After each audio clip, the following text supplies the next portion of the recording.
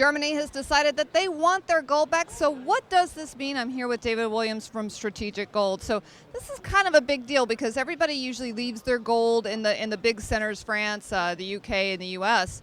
Now Germany's saying, I kind of want it back, and I might even count it.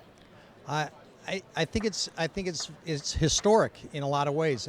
Germany taking their gold back, they've had it here for 40 years or longer.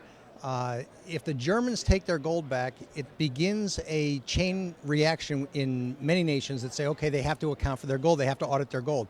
The gold has not been audited in at least 40 years since 1971. Most of the gold, central bank gold, is held in the United States and in England.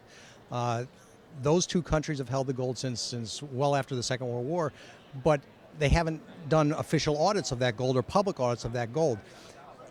If countries start repatriating their gold, it means two things. It means that gold is becoming money again, that they don't trust fiat currencies and they have to have their gold back in order to trade nation to nation, number one. And number two, if they start taking their gold back, the first one that goes into the vaults to get their gold, they don't know what's going to be left because the audits haven't been done. So it's an interesting concept. It's an interesting thing that's going on, and quite historic because it hasn't been done in so long, at least 40 years, that we'll have to see what the end results are. Well, you made a good point. When you start to bring the gold back and you start to treat it almost like a currency, then, as you were saying, gold becomes money, and clearly right now, gold is not trading as if it's money. No, absolutely not. Gold is not. There hasn't been, since the Germans said this, there has been no reaction in the gold market, and that can be accounted for in a couple of ways. And the first way I would say is because the Germans actually aren't buying gold. They're not going into the market to buy gold. They're just taking back gold they already own, and they say they're going to take it back over a long period of time between now and 2020. So the reaction in the market has been very muted, but I find it interesting because it doesn't change the fact that they're going to take it back, and if they're going to take it back, they're going to use it for their own reserves and their money. So, are they leaving the euro? Are they going to stay in the euro? Is the Bank of England, who is not in the euro, do they have to account for their gold so that their currency is supported? What happens to the United States? And then you talk about third world countries like the Soviet Union, China. They're all buying gold. What's going to happen with that? So it's quite interesting. So, this could be maybe a conspiracy theory that we don't have enough gold to match what we say is being held, or it could actually bear out that there is all the gold accounted for.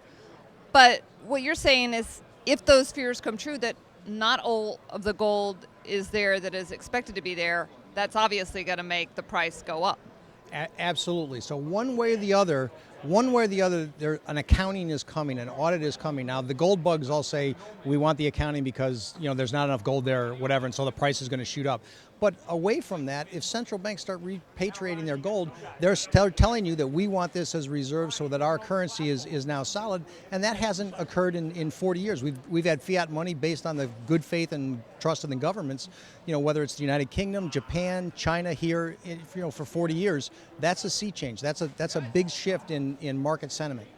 All right, well, it might not happen right away, but it does sound like, if that's true, could happen over time. So it sounds like you might want to get into gold now while it's at a good price, right, David? I think so. That's David Williams, and I'm Deborah Borchardt with The Street.